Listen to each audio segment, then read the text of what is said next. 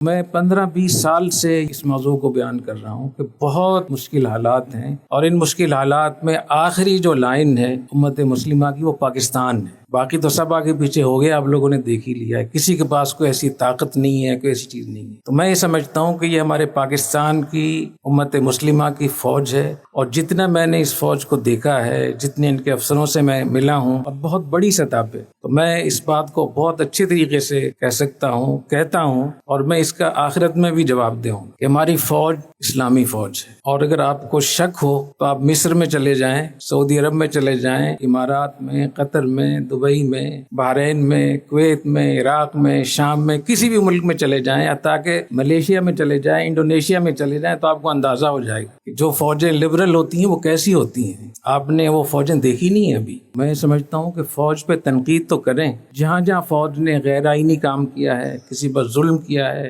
غلط کام کیا ہے، اس پہ بولیں، احتجاج کریں، حق ہے آپ کو بولنے کا، لیکن یہ تنقید تعمیری ہونی چاہیے، مثبت ہونی چاہیے۔ اس تنقید کا مقصد فوج کے ادارے کو کمزور کرنا نہ ہو۔